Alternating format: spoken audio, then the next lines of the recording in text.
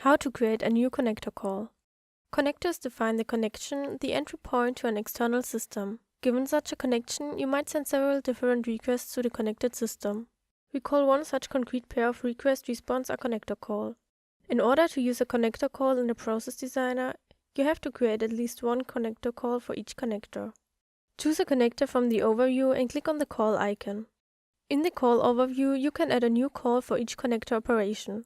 For the SOAP and the SQL connector, you have the possibility to use the connector wizard. The wizard generates the operations automatically. Select the required operations.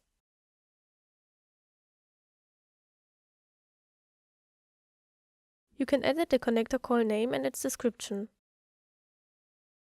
but of course not the operation name. Click on the edit icon of one of the connector calls. For configuring a connector call, you have to specify input and output parameters in the tables. Now you can see the parameter names that were generated automatically. If the connector has no wizard, you have to add them manually via the plus icon.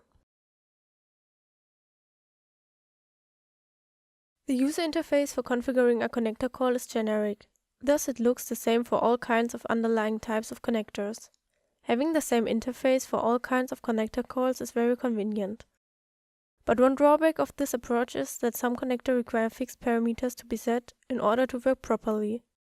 Those specific parameters can be found in the online documentation.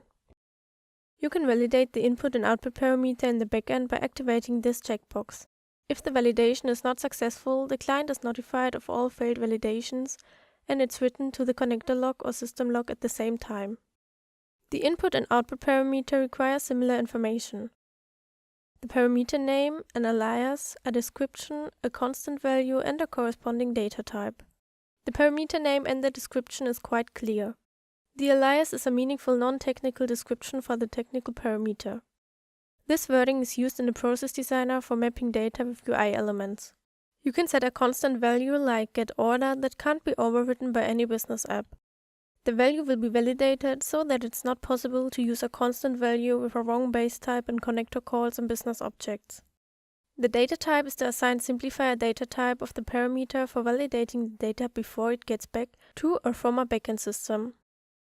If you want the connector to return everything, you can also just write a slash as output parameter.